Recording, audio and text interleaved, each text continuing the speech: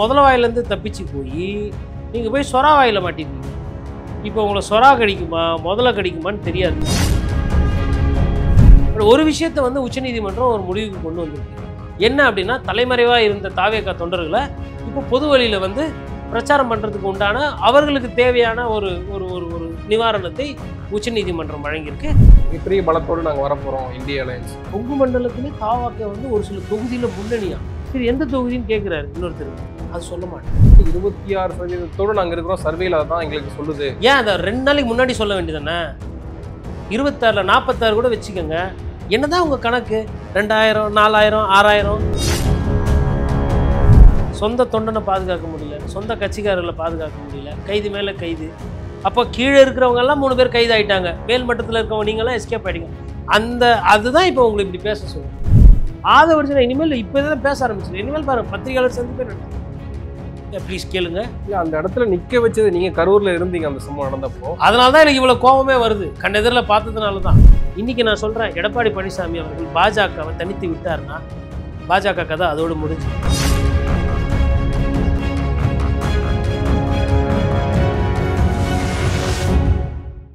South beat நேயர்களுக்கு வணக்கம். இந்த நேர்காணலில் நாம் சிந்திக்கிருப்பவர் மூத்த பத்திரிகையாளர் திரு கோடீஸ்வரன் அவர்கள். வணக்கம். நேயர்களுக்கு வணக்கம். கரூர் துயர சம்பவத்தை ஒட்டி சென்னை உயர்நீதிமன்றம் அமைத்த எஸ்ஐடி விசாரணைக்கு எதிராக மேல்முறையீடுக்கு போனது தாவேகா. அதில் உச்சநீதிமன்றம் நிவாரணம் கொடுத்துருக்காங்க. ஒரு இடைக்கால நிவாரணமாக இடைக்கால உத்தரவு பிறப்பிக்கப்பட்டிருக்கு. சிபிஐ விசாரிக்கலாம். சிபிஐ விசாரித்து அதை மேற்பார்வையிடுறதுக்கு ஒரு எஸ்ஐடி ஃபார்ம் பண்ணப்பட்டிருக்கு.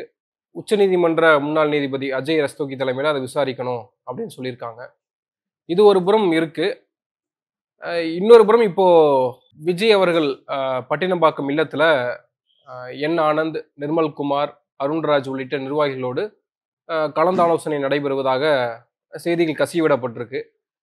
கரூருக்கு போக திட்டமிட்டிருக்கதாகவும் அதை ஆர்கனைஸ் பண்ணுறதுக்காக வந்து ஆனந்த் கிட்ட ஒரு ஆலோசனை மேற்கொள்ளப்பட்டதாகவும் சொல்லப்படுது.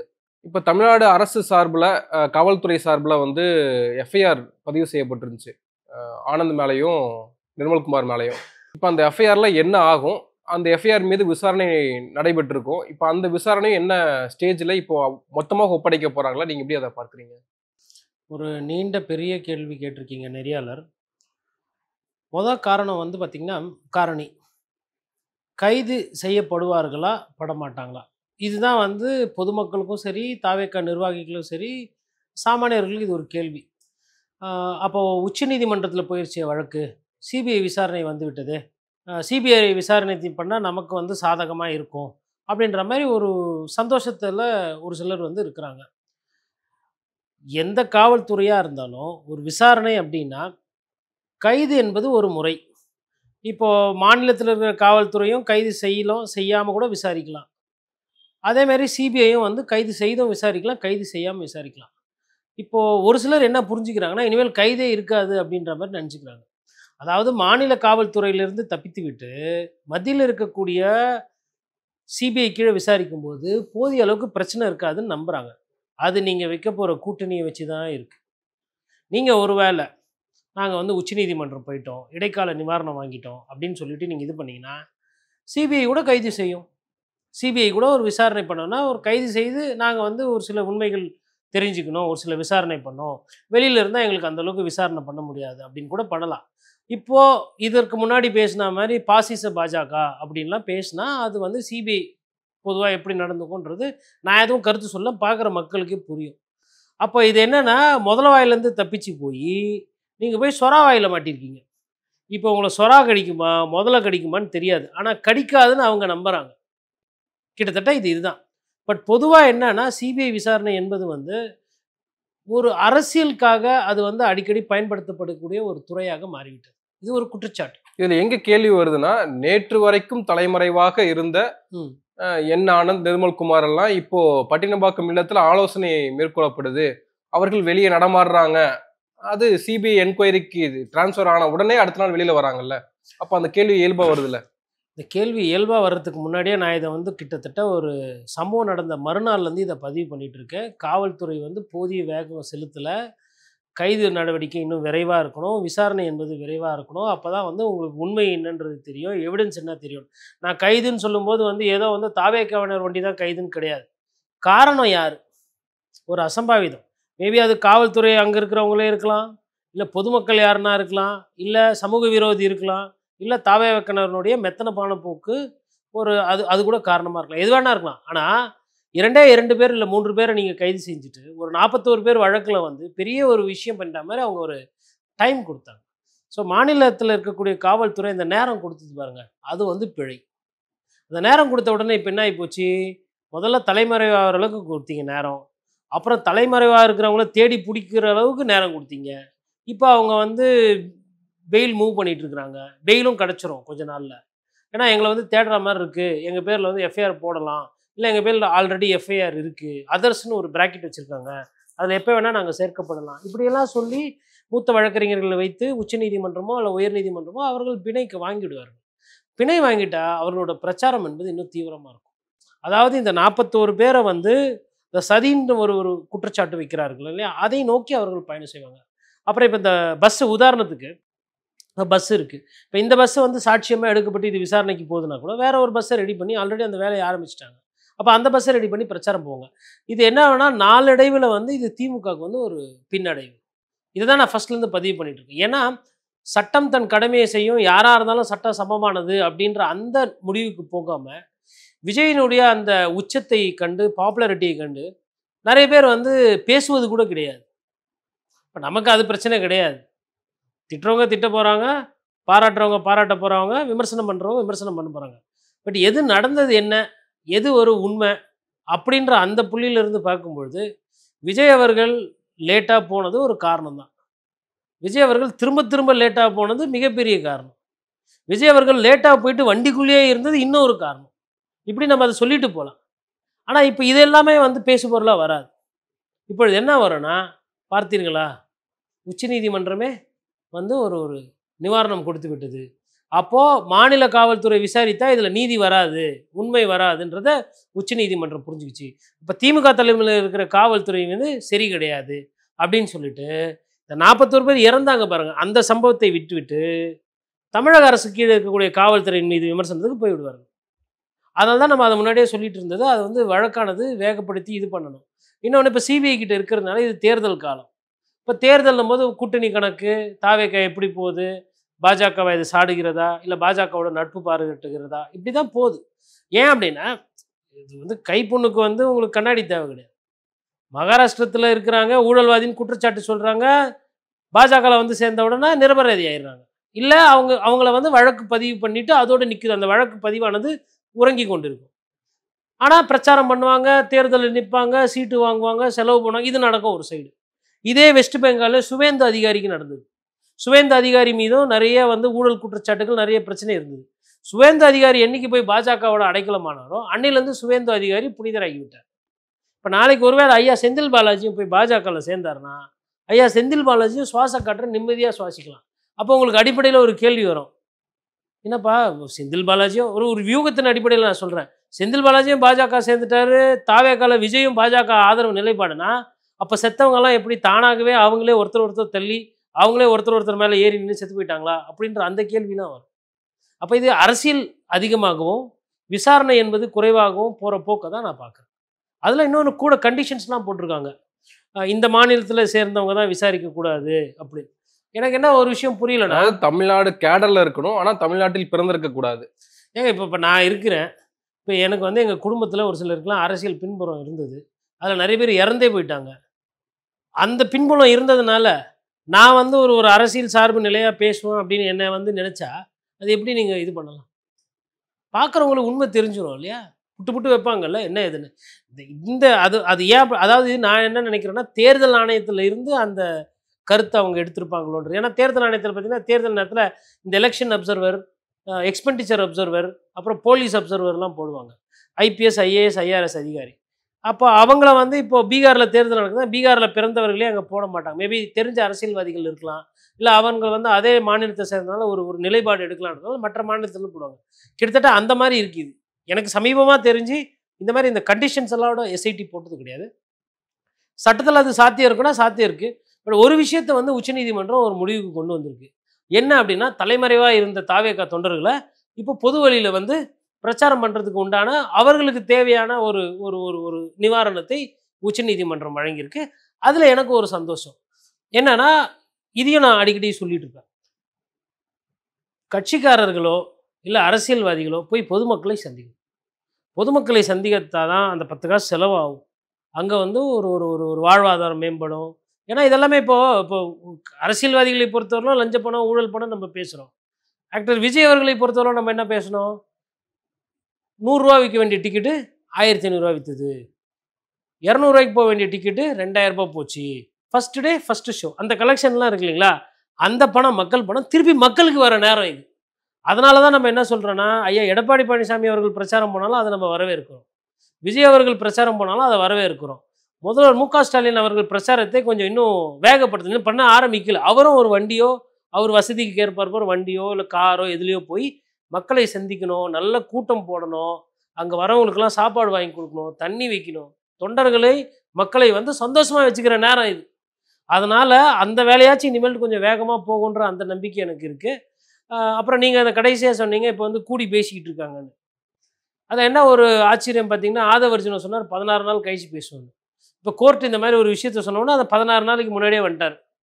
அப்போது அடிப்படையில் வந்து அங்கே கொஞ்சம் லைட்டாக வந்து கொஞ்சம் ஒரு ஒரு கரூர் வந்து தாவேக்கா ஆட்சிக்கு வந்த உடனே கரூர் சுத்தம் செய்யப்படும். இப்ப எப்படி மதுரை இருக்கிறதோ, ஒரு காலத்துல ரவுடிகளினுடைய கோட்டையாக இருந்தது அழகிரி இருந்த பீரியட்ல. இப்ப அவரு என்ன ஆயிருக்காருன்னு நமக்கு தெரியல. எப்படி மதுரை சுத்தமாக இருக்கோ அது போல கரூர் சுத்தம் செய்யப்படும். இது யாரு சொல்றா?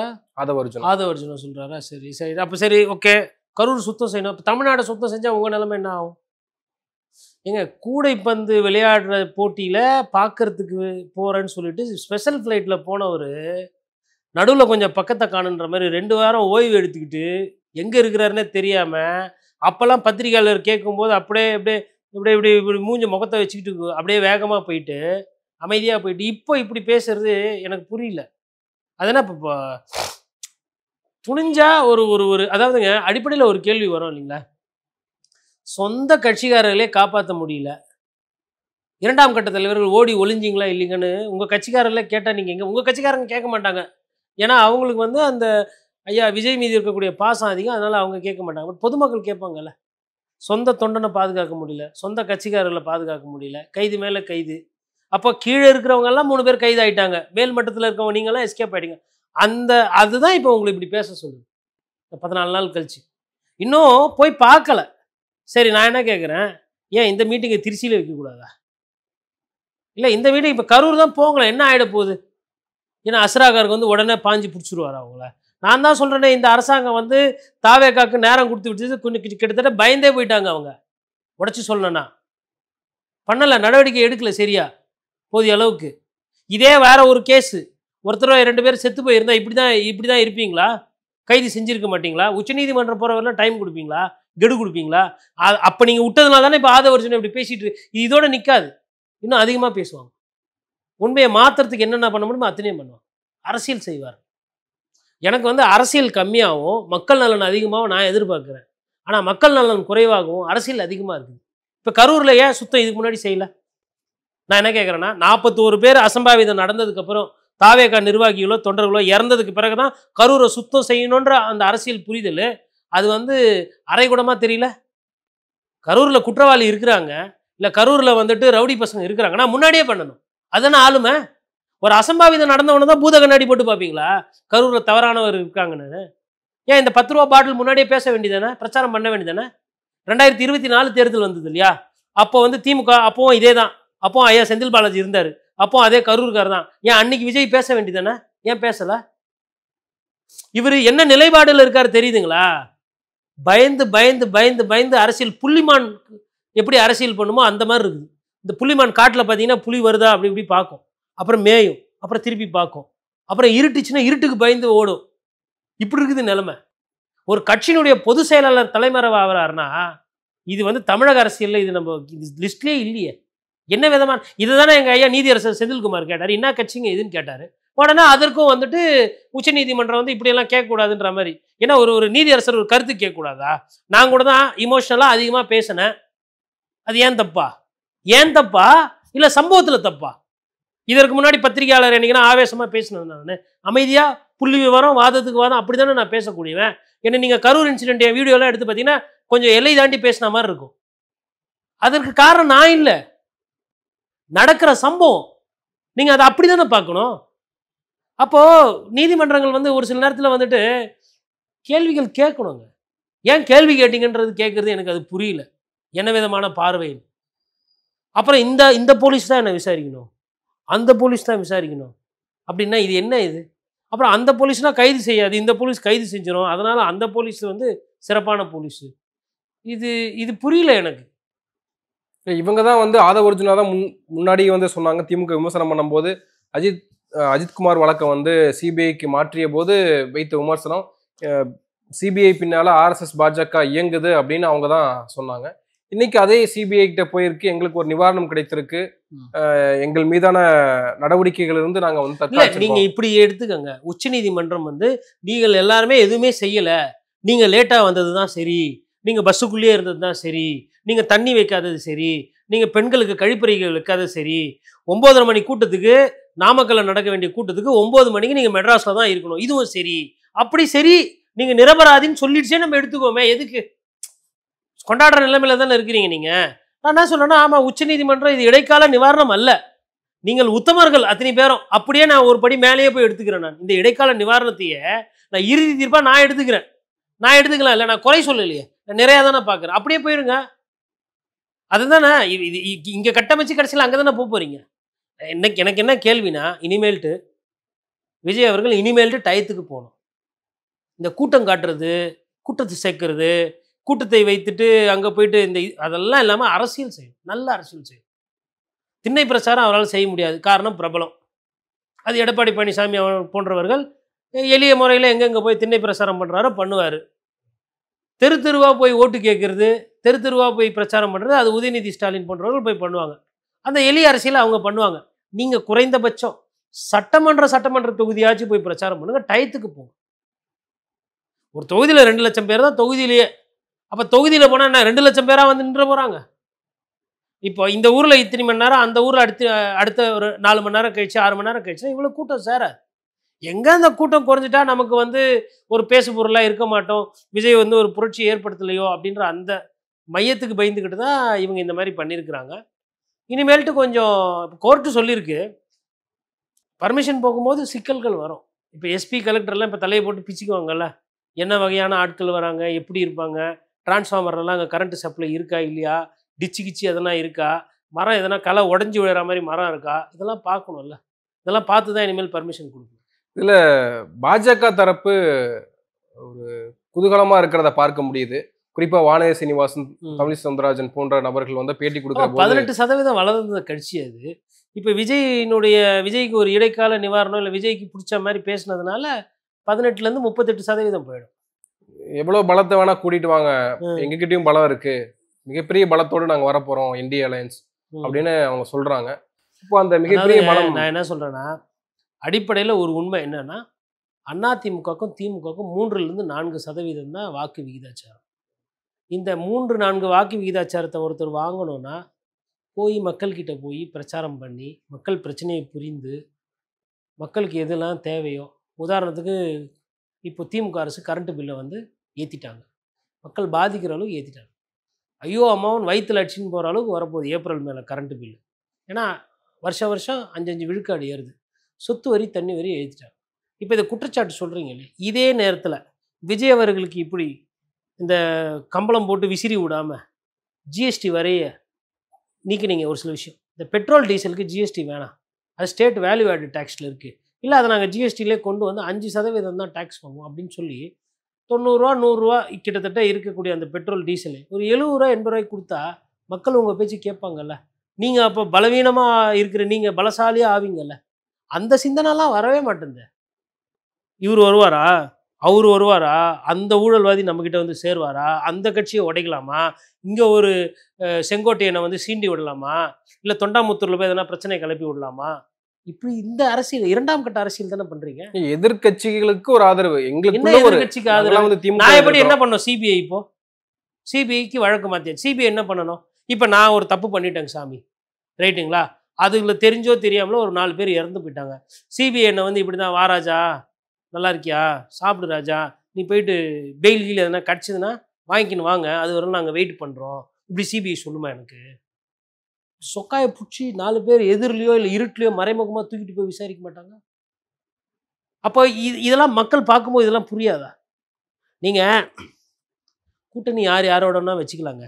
ஒரு சில விஷயத்துல காம்ப்ரமைஸ் விஜய்க்கு வரக்கூடிய அந்த வாக்குகள் இருக்குல்ல, அது கிடைக்குமான்றதுனால தான் இப்படியெல்லாம் பேசுறாங்க. இன்னொன்னு ஒரு விஷயம் அவங்களுக்கு புரியல. எல்லாமே 30% 40 பத்திரிகையாளர்கள் திட்டமிட்டு அதிமுகவை பலவீனமா காட்டுறதுக்கு விஜய தூக்கி விடுறாங்க. இல்ல ஆதவ அர்ஜுனாவே நேத்து பத்திரிகையாளர் சந்திப்புல சொல்றாரு, 26% நாங்க இருக்கிறோம். சர்வேல அதான் எங்களுக்கு சொல்லுது. ஏன் அத 2 நாளைக்கு முன்னாடி சொல்ல வேண்டியதானே? 26ல 46 கூட வச்சுக்கங்க. என்னதான் உங்க கணக்கு? 2000, 4000, 6000 இப்படியே போனா அப்ப இப்ப அதாவதுங்க, இவங்கெல்லாம் மக்கள வந்து ரொம்ப இந்த மாரி இந்த ஒரு ஒரு விஷயத்த சொல்லி அதை வைத்து ஒரு கட்டமைப்பு பண்ணிட்டு அப்படி களங்காண்டு போலான்னு நினைக்கிறாங்க. இன்னைக்கு நான் சொல்றேன், எடப்பாடி பழனிசாமி அவர்கள் பாஜகவை தனித்து விட்டார்னா, பாஜக கதை அதோடு முடிஞ்சுது. பெரிய பாதிப்புலாம் வந்துராது அதிமுகவுக்கு. இது அதிமுகவோட நிலைமை. இதே இந்த நேரத்துல திமுக. இப்போ ஒருவேளை திமுகவும் அதிமுகவும் ஒரு ஆளை வச்சு பேசுறாங்க. நீயும் தனியா நில்லு, நானும் தனியா நிற்கிறேன், பார்த்துப்போம். சூரியனா ரெட்டலையா அப்படின்னா, இந்த கூட்டணி கட்சிகள்லாம் இருக்கு பாருங்க, சில்லறைகளாகி விடுவாங்க. என்ன ஆயிடுவாங்க? நான் தொட்டுப்பார், ரசிச்சுப்பார், ஆட்டிப்பார், மொத்தமா ஒன்றும் இல்லாமல் புஷ்பானமா போயிடும். எல்லாம் சொல்லுவாங்க மாற்றம் கீற்றம் முன்னேற்றம். களத்துல இன்னமும் இதான் இருக்கு. ரெட்டலையா சூரியனா, சூரியனா ரெட்டலையா. அவங்களுக்கு அந்த அந்த கணிப்பு, அந்த நேரம். சரி, நம்ம ஆட்சியில் இருக்க இப்போ முதல்வர் என்ன நினைப்பாரு? நம்ம ஆட்சியில் இருந்தோம். எந்த ஒரு ஆட்சியாக இருந்தாலும் 4-4.5 வருஷம் ஆனால் எதிரலை வரும். எதிரலைக்கு மிஞ்சின அரசாங்கம் இருக்க வாய்ப்பு இல்லை. எல்லாரையும் 100 விழுக்காடு நீங்கள் எல்லாரையும் சந்தோஷப்படுத்த முடியாது. 1000 ரூபா கொடுத்த இடத்துலையே வந்துட்டு 2 வருஷம் கழிச்சு தான் கொடுத்தது. அதில் இன்னும் நிறைய பேருக்கு கொடுக்கல. பொங்கலுக்கு பரிசு இருந்தது, இன்னைக்கு காசு கொடுக்கறது கிடையாது. இந்த பொங்கலுக்கு வரும்ன்றாங்க. இதெல்லாம் பிரச்சனைகள் தான். அப்போ இதுவும் மக்கள் பார்ப்பாங்க. பாஜக ஒரு பிரச்சனை, அதையும் பார்ப்பாங்க. அதிமுகவோட பிரச்சனைகள், அதிமுகவில் எந்த மாதிரி அரசியல் தவறு பண்ணாங்க போன வாட்டி, அதையும் பார்ப்பாங்க. இந்த சைடில் இருக்கிறது பாருங்க, இந்த சின்ன சின்ன கட்சிகள், இவர்களோட சேட்டை தான் வந்து அதிகமாக போயிட்டு. இந்த 26% சொன்னீங்க பாருங்க தாவேகாக்கு. ஒருத்தர் ஒரு சிலர் பேசுகிறாங்க, கொங்கு மண்டலத்திலே தாவாக்கே வந்து ஒரு சில தொகுதியில் முன்னணியா. சரி, எந்த தொகுதின்னு கேட்குறாரு இன்னொருத்தர். அது சொல்ல மாட்டேன். இப்போ என்ன கேட்டிங்கன்னா நான் சொல்லுவேன். ஏன்னா எனக்கு தெரியும், நான் போய் பார்க்குறேன். அதாவதுங்க, ஊடக தர்மம்னு ஒன்று இருக்குங்க. நிறைய பேருக்கு மக்களுக்கு பிரச்சனை இருக்குன்னா அதை மறைக்கிறாங்க. அரசியல் சார்பாக பேசுகிறாங்க. கோர்ட்டு ஒரு விஷயம் சொன்னால் அதில் போய் அரசியல் பண்ணுறாங்க. இப்போ நீதியரசர் வந்து செந்தில்குமார் கேட்ட கேள்வியில் என்ன தப்பு இருக்குது? அதை அரசியல் படுத்தினாங்க. இப்போ உச்சநீதிமன்றம் டெக்னிக்கலாக கேட்குது ஒரு சில கேள்விகள். ஏன்பா அதுதான் விசாரணை போது நீ எதுக்கு இவ்வளோதான். அதே மாதிரி இன்னொரு கேஸில் காவை அவர்கள் என்ன சொல்கிறாருன்னா, அமலாக்கத்துறை வந்து நீ எதுக்கு டாஸ்மாக் நிர்வாகத்தில் போய் நீ ரைடு பண்ண? இது மாநில உரிமை சார்ந்த. இதில் என்ன மாநில உரிமை சார்ந்துச்சு? இது ஏன் அரசியல் படுத்தணும்? டாஸ்மாக் என்ன அப்படியே யோகித சம்பதர்கள் எல்லாருமே நல்ல மனிதர்கள், நம்ம 200 ரூபா கொடுத்தோன்னா திருப்பி 10 ரூபாய் இந்தாங்க பிடிங்க அப்படின்னு கொடுக்குற மாதிரி இருக்கிறாங்களா? அதில் ஊழல் இருக்கா இல்லையா? லஞ்ச லாவண்யம் இருக்கா இல்லையா? அதுதான் என்னோட கேள்வி. தரமற்ற சரக்குகள் தான் கிடைக்குது, தரமான சரக்குகள் கிடைக்கலன்ற அந்த விமர்சனம் இருக்கா இல்லையா? ஆட்சியை விட்டுருங்க, முதலமைச்சர் யாருன்றது அப்புறம். அந்த துறையில் பிரச்சனை இருக்கா இல்லையா? இதை வந்து நீதிமன்றம் கேட்குதுங்க. நீங்கள் எப்படி போய் இதில் என்ன மாநில சுயாட்சி போயிடுச்சு எனக்கு புரியல. அது திருட்டுக்கோட்டு டிபார்ட்மெண்ட்டாக இருக்குது. கோடி கணக்கில் பில் இல்லாமல் பாட்டில் போகுது. சில பல லட்சங்கள்ல அந்த பிளாஸ்டிக், அந்த கார்ட்டூன் எல்லாம் வியாபாரம் ஆகுது. பாட்டில் ரீசேல் போகுது. இவ்வளோ ஓட்டம் இருக்குது அதில். அதெல்லாம் நாம் பேச முடியும். நீங்கள் எப்படி இதில் போய் விசாரிப்பீங்க? நான் எப்படி இங்கே அதுலேயும் பாருங்கள், அமலாக்கத்துறை 1000 கோடி இருக்குன்னு சொல்லிட்டு ஒரு விஷயத்த சொன்னாங்க, ஊழல் நடந்திருக்குன்னு. எதனா அந்த அமலாக்கத்துறை எதனா ஆக்கப்பூர்வமாக பண்ணிச்சா? ஒன்றும் பண்ணல, வேடிக்கை பார்த்தது. இப்போ கோர்ட்டு கேட்குது. நீதிமன்றம் கேட்கறதே அதுதானே. எவிடன்ஸே இல்லாம எப்படி நீங்க சந்தேகத்தின் அடிப்படையில் ஒரு துறைக்குள்ள நீங்க புகுந்து அப்போ என்ன பண்ணணும்னா, யாரெல்லாம் சம்மந்தப்பட்டவங்களோ அவங்களாம் வந்து இந்த வீடியோலாம் எத்தனை பேர் காட்டணும். எவிடன்ஸ் கேட்டிங்களே, பில்லு இல்லாமல் கொடுக்குறான் பாருங்க பாட்டிலு, திருப்பி 10 ரூபா திருப்பி கொடுக்க மாட்டேன்றான். அப்புறம் விஜய் பாடினார் பாருங்க 10 ரூபா பாட்டிலுக்கு அந்த பாட்டு எல்லாத்தையும் போட்டு நீதிமன்றத்தை இதை தான் காட்டணும். ஏங்க, அரசாங்கத்துக்கு எதிராக எப்படிங்க தரவுகள் வரும்? யாரோட வேலைங்க இது? இவன் தான் அரசியல் பண்ணிட்டு இருக்கிறான் அமலாக்கத்துறைனா, கோர்ட்டும் கூட சேர்ந்தது. அப்போ எங்கே தான் போய் மக்கள் நிற்கிறது? கோர்ட் என்ன பண்ணுவோம்? ஏப்பா ஒன்று ஊழல் இருக்கா இல்லையா விசாரி, 1 மாதம் டைமு. நீ அமலாக்கத்துறையா இரு, இல்லை லோக்கல் போலீஸா இரு, இல்லை ஐநா போலீஸா, யாரா வேணா இரு, தப்பு இருக்கா இல்லையா விசாரிச்சு சொல்லு. இந்த அரசியல் ரீதியாக அந்த காழ்ப்புணர்ச்சி மிரட்டுறது உருட்டுறதுலாம் இருக்கக்கூடாது. இப்போ ஒரு வேளை செந்தில் பாலாஜி நிரபராதின்னு வந்துச்சுன்னா அமைச்சராக இருப்பார்ல, இல்லை குற்றவாளின்னா இருக்க வேண்டிய இடத்துல இருப்பார்ல. அப்போ நான் என்ன புரிஞ்சுக்கிறேன்னா, அப்போ எல்லாரும் சேர்ந்து ரஜினிகாந்த் சொல்ற மாதிரி சிஸ்டத்தை தானே நீங்கள்லாம் மழுப்புறீங்க. இதுல இன்னைக்கு இந்த தாவேக்கா விஷயத்திலேயே தீர்ப்புல கூட முன்னாள் உச்சநீதிமன்ற நீதிபதி அஜய் ரஸ்தோகி வந்து அவர் கொடுத்த தீர்ப்புகளை எல்லாம் எடுத்து பார்க்கிற போது பில்கிஸ் பானு வழக்குல அவர் கொடுத்த தீர்ப்பு அப்படின்றது குற்றம் செய்தவர்கள் வந்து ரொம்ப கொடுமையான குற்றத்தை அவங்க செய்திருக்கிறதுனாலயே வந்து நம்ம அவங்களுக்கு ஒரு நிவாரணம் கொடுக்காம இருக்க முடியுமா அப்படின்லாம் கேட்டிருக்காரு. அதாவதுங்க இங்கே என்ன பிரச்சனைனா, பாகுபலி படம் பார்ப்போம் நம்ம. அப்போ வந்து பெண்களை எதிர்த்து தவறு செய்தால் தண்டனை அப்படி இல்லைன்னு சொல்லிட்டு இது பண்ணுவார். அதை வந்து கைத்தட்டி பார்ப்போம். ஆனால் கோர்ட்டில் இந்த மாதிரி இல்லை ஒரு சில விஷயங்கள் இந்த மாதிரிலாம் இருந்தாலும் நம்ம பொதுமக்கள் வேடிக்கை பார்ப்போம். இது யாருன்னா பேசிட்டாங்கன்னா அவங்கள விமர்சனம். அது நாட்டில் வந்துங்க ஒரு தப்பு நடக்குது அப்படின்னா அந்த தப்புகள்லாம் உடனே களையப்படும். அது எந்த கட்சி எந்த ஆட்சியெலாம் பார்க்காம. இது இப்போ நீங்கள் இப்போ சொல்கிறீங்க, இப்போ இதுக்கு முன்னாடி இந்த நீதி அரசரை பற்றி நீங்கள் விமர்சனம் பண்ணியிருப்பீங்களா? நீங்கள் உங்கள் வாயில் வந்துட்டார்ல, அப்போ அவர் நடத்த என்ன நாணயம் என்னன்றது வருதுல்ல. குறைந்தபட்சம் நீதி அரசர்களாச்சும் ஒரு எடுத்துக்காட்டாக இருக்கும். எல்லா நேரத்துலையும் நான் சொல்லலை. இது மாதிரி இப்போ ஜெயலலிதா அம்மையார் ஜெயலலிதாவை இன்னொருத்தர் நீதி அரசர் கவுண்ட் பண்ணும்போது, இல்லை நான் கணக்கு போட்டப்போ நிரபராதின்னு வருதுன்னு அவர் கணக்கு போட்டு குமாரசாமி வெளில விட்டார்ல. எடுத்துக்காட்டு எது? குன்னா. நீதி அரசர் யார்? குன்னா. ஃபெலிக்ஸ் ஜெரால்டு கேஸ் பார்த்தோம். அதில் யார் நீதி அரசர்? பிரகாஷ், PN பிரகாஷ். நீ காவல்துறையார் யாரா வேணாரு? அரசாங்கம் எப்பயுமே காவல்துறையை காப்பாற்ற தான் பண்ணோம். எனக்கு என்ன பிரச்சனைனா, இந்த கள்ளக்குறிச்சி கேஸில் 66 பேர் செத்தப்போ எந்த நீதிமன்றமும் வந்து இவ்வளோ கேள்வி கேட்கலங்க, இவ்வளோ கருத்து சொல்லல. அப்போ அது உயிர் இல்லையா? அது என்ன? அதெல்லாம் சரியா போயிடுச்சா? எப்படி கள்ளசாராயத்தில் இவ்வளோ பேர் இறந்தாங்க? என்ன இது? சாராயம் வந்துட்டாவே மௌனம் தான் பதிலாக இருக்குது, மெத்தனம் தான் பதிலாக இருக்குது. அதே சிஸ்டம் அதே கண்டினியூ ஆகும். எனக்கு தெரிஞ்சு இப்போது தாவேக்கா கூட இனிமேல்லாம் வந்து இதுக்கு முன்னாடியும் அவங்க ஒன்றும் பெருசாக ஊழல் பற்றிலாம் பேசினதில்லை. அவங்க இனிமேல் இதை வச்சே வந்து எதனா ஒரு அரசியல் பண்ணுவாங்க. இப்போ தானே வெளியில் வர ஆரம்பிச்சிருக்கிறாங்க. இனிமேல் வெயில் நல்ல நேரம் கெட்ட நேரம்லாம் பார்த்துட்டு ஆல்ரெடி சொல்ல ஆரம்பிச்சிட்டாங்களா நீதி வெல்லும்னு. எல்லா பூரா கேஸுக்காரங்களும் இதையே தான் சொல்கிறது. வாழ்வதனை சூதுக்கவும் இறுதியில் நீதியை வெல்லும். ஒரு 2 லைன் மனப்பாடம் பண்ணி வச்சிருக்கிறாங்க. திருக்குறள் எவ்வளோ இருக்குது, எப்படி எப்படிலாம் வாழணும், எப்படியெல்லாம் நெறியாக இருக்கணும், அதெல்லாம் ஃபுல்லாக போய் பார்க்குறது இல்லை. இது ஒரு எல்லாம் டெம்ப்ளேட்டு. அதாவதுங்க மாற்றம் நான் தரேன்னு சொல்லிட்டு வந்துட்டு வந்த மக்களை போதிய அளவுக்கு பாதுகாக்காமல் கோட்டை விட்டுட்டு அரசியல் காழ்ப்புணர்ச்சிக்கு காரணம் தேடுறது ஒரு கட்சி தாவேக்கா. எப்படி புரிஞ்சுக்கிறது இதை? அப்போது இப்போ தாவேக்கா மீது இந்த விமர்சனம் வைக்கிறதுனால தாவேக்கா முடிஞ்சு போச்சு, அந்த புள்ளிக்கு நான் போகல. இன்னைக்கு இங்கே 4 ஷேர் எஸ்டேட்டில் போட்ட கூட்டத்தை நீங்கள் போக ஆரம்பிக்கணும். போய் மக்களை சந்திங்கன்னு தான் நான் சொல்கிறேன். அது அவங்க கொஞ்சம் அந்த ஒரு அடிப்படையில் கொஞ்சம் பயம்லாம் இருக்கும் போல். தலைமுறை ஆகிற அளவுக்கு பயம்லாம் இருக்குது. அந்த பயம்லாம் போகிறதுக்கு கொஞ்சம் நாள் ஆகும். அது திமுக ஆட்சியில் நிறைய நேரம் கொடுப்பாங்க. அதுக்குள்ளே அவங்க தெம்பாயிடுவாங்க. பூஸ்ட்டு ஹார்லிக்ஸ்லாம் குடிச்சிட்டு தெம்பாகி தெளிவாகிட்டு அப்புறம் உங்களே எதிர்த்து அவங்க பிரச்சாரம் பண்ணுவாங்க. நல்லது. இதில் இன்ட்ரீம் ஆர்டராக வந்ததுக்கான காரணம் வந்து அந்த 2 இல்லை, நீங்கள் தாவேக்கா நிர்வாகியாக இருந்து பார்க்கணும். அது இன்டர்வியூ ஆர்டரே இல்லை, அது வந்து நிரபராதி. அது வந்து அவர்கள் மீது எந்த தப்புமே இல்லை. நான் அப்படி தான் இப்போ நான் தாவேக்கா நிர்வாகியாக மாறிவிட்டேன். இல்லை, இதில் போலியான மனு தாக்கல் அப்படின்றது 2 செய்யப்பட்டுச்சு. அவங்க வந்து எங்களுடைய ஒப்புதல் இல்லாமல் அது வந்து போடப்பட்டிருக்கக்கூடிய பெட்டிஷன்ஸ் அப்படின்னு சொல்லி வந்து பேசினாங்க. இப்போ அதை நம்ம எப்படி எடுத்துக்கிறது? அதை நீதிமன்றம் எப்படி எடுத்துக்கிறதுனா, வடிவேல் படம் ஒன்று பார்த்துருப்பீங்க. ஐயா வந்து ஆடு திருடு போயிருக்கோம், பஞ்சாயத்து வீட்டில் கூட்டுவாங்க, சூனா போனா அப்படியே மெயின்டைன் பண்ணு அப்படின்னா, நீ இருப்ப அப்படின்னு ஒருத்தர் பின்னாடி இருந்து கத்தி எடுத்து காட்டிகிட்டு இருப்பாப்ல.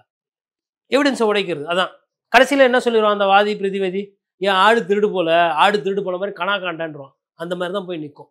நீங்கள் வழக்குகளை தாமதப்படுத்தினீர்கள் அதில் உங்களுக்கு கிடைக்கப் போவது அரசியல் தான். ஆளுமையோ இல்லை குற்றவாளிகளுக்கு எதிரான தண்டனையோ அல்ல.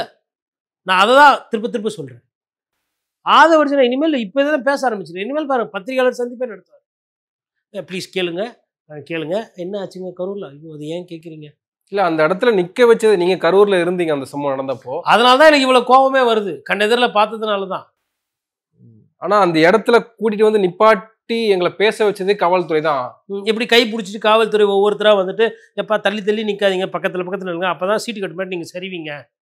ஏங்க அதே இடத்துல முன்னாள் முதலமைச்சருங்க, அதிமுக பொதுச் செயலாளர், அவர் 15,000 பேரை வச்சு கூட்டம் போடுறாரு. ஒரு சின்ன தள்ளு முள்ளு கூட ஆகல. அப்ப கண்ணிய குறைவான கூட்டம் உங்ககிட்ட இருக்குன்றது தானே புரிதல். ஒருத்தர் ஒத்துக்க மாட்டேன்றீங்க. அத உங்க தொண்டர்கள் டிரான்ஸ்ஃபார்மர்ல ஏறுறது இல்லையா, மரத்துல தொங்குறது இல்லையா, பில்டிங் டு பில்டிங் தாவறது இல்லையா, காம்பவுண்டை உடைக்கிறது இல்லையா, கடைகளுக்கு இன்னொன்று இதில் இந்த கடைங்களுக்கெல்லாம் நிறைய பாதிப்பு உண்டாயிருக்கு. இந்த வினைல் போர்டு உடைச்சது, கேட்டை தள்ளினது, கேட்டு சாஞ்சது, அங்கே நின்று பைக்கு மேலே ஏறி நின்று பைக்கு சொட்டையானது, இது மாதிரிலாம் நிறைய இருக்குது. அது இது எஸ்ஐடி போடுவீங்களோ, இல்லை ஜட்ஜு போடுவீங்களோ, இல்லை பீகார்லேருந்து அதிகாரி இறக்குவீங்களோ, இல்லை குஜராத்லேருந்தே நேராக ஆஃபீஸர் வருவார், அதை பற்றிலாம் இல்லை. அவங்களுக்கும் எதனா பார்த்து பண்ணணும். அது அது வந்து ஒரு மனுவாகவே யாருன்னா போடணும். வழக்கறிஞர்கள் நிறைய பேர் இருக்கிறாங்க. யாருன்னா ஒருத்தர் வந்து அது, ஏன்னா அதுவும் பாதிப்பு தான். நான் பாட்டு 7 இருந்தேன், நீங்கள் வந்து கூட்டம் போட்டதுக்கு என் ஊடா கிடச்சிது, என் சொத்தாக கிடச்சிது, உடையறதுக்கு நாசமாக போகிறதுக்கும் விரைமாகிறதுக்கும். அதுவும் அந்த அதுவும் வந்து ஒரு நிவாரணமாக அது போட்டு அங்கே ஒரு கணக்கு எடுக்கணும். வரவங்க என்னென்ன பாதிப்பாச்சு, மக்கள் கண்டிப்பாக ப்ரூஃப்லாம் வச்சுருப்பாங்க, ஃபோட்டோலாம் எடுத்திருப்பாங்க. நீங்களே இப்போ கூட சொன்னீங்க வந்து நீங்க இங்க மீட்டிங் போறதுக்கு பதிலாக கரூருக்கு போங்கன்னு சொல்றீங்க. ஆனால் ஆதவ அர்ஜுனா இது பிரஸ் மீட்ல என்ன சொல்றாரு, நாங்க சம்பவம் நடந்த அடுத்த நொடியே நாங்க போலான்னு திட்டமிட்டு இருந்தோம். ஆனால் நாங்க வந்து கரூர் பார்லயே நிக்க வச்சு நாங்க பேசுகிற போது காவல்துறை தான் வர வேண்டாம், மீண்டும் வந்தீங்கன்னா கலவரம் வரதுக்கான வாய்ப்பு. நீங்க பின்னங்காலு பதப்பதப்பாயி நீங்க புள்ளிமானை விட வேகமா ஓடினதை நாட்டு மக்கள் பார்த்தாங்க. பத்திரிகையாளர் கெஞ்சுறாங்க, sir sir sir sir sir sir sir, நிறைய பேர் இறந்துட்டாங்க சார்ன்னும் போது அந்த படம் திரும்பின தலை திரும்பாமல் அப்படியே கட கட கட கடன்னு போனதை எல்லாம் பார்த்தாங்க. அப்போல்லாம் பேசாமல் மறுநாள் அப்புறம் இன்னும் ஒரு ட்ரால் ஒன்று போட்டிருந்தாங்க. ஒரு சிங்கம் வந்து வேகமாக கரூர்லேருந்து ஏர்போர்ட்டுக்கு போவோம், அப்புறம் ஏர்போர்ட்லேருந்து பனையூருக்கு போவோம், பனையூர்லேருந்து அங்கே போவோம். அப்போ 2 பேர் பேசிக்குவாங்க, என்னத்தெல்லாம் சிங்கம் வேகமாக ஓடுது, இப்போ ஸ்ட்ரெஸ்ஸில் இருக்குது, அதனால் ஓடினே இருக்குது அப்படின்னு. அந்த மாதிரி இருந்தது சம்பவம்.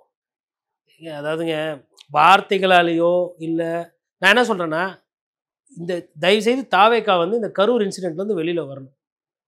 கரூர் இன்சிடெண்ட்டில் இந்த வெளியில் வந்துட்டு நீதிமன்றத்தில் இருக்குது, நீதி விசாரணையில் இருக்குது, உண்மை வெளிவரும், அதோடு முடிஞ்சுது. தொண்டர்களை போய் பார்த்துட்டு அவங்களுக்கு என்ன நிவாரணமோ அதோடு முடிஞ்சிச்சு. விட்டுட்டு அவங்க நல்ல அரசியல் பண்ணாங்கன்னா அவங்களுக்கு நல்ல எதிர்காலம் இருக்குது. அதெல்லாம் இல்லைன்னு சொல்ல, ஆனால் அரசியல் பண்ணுறாங்க பார்த்தீங்களா, என்னால் அதுதான் ஏற்றுக்க முடியும்.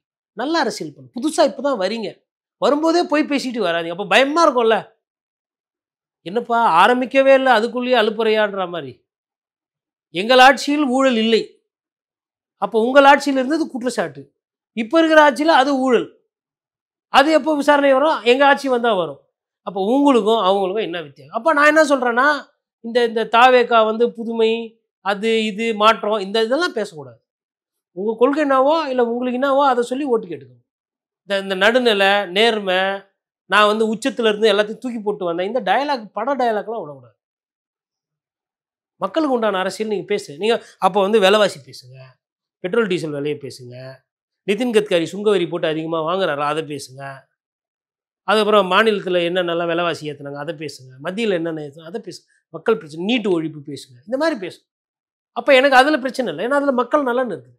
மக்கள் நலனே இல்லாமல் நீங்கள் வந்து ஒரு விஷயம் தவறுகள் பண்ணிவிட்டு நீங்கள் மறைக்கிறீங்களோ இல்லை ஆட்சியாளர்கள் மறைக்கிறாங்களோ, அதையே பேசிக்கிட்டு அதுக்கு ஒரு மீட்டிங்கு.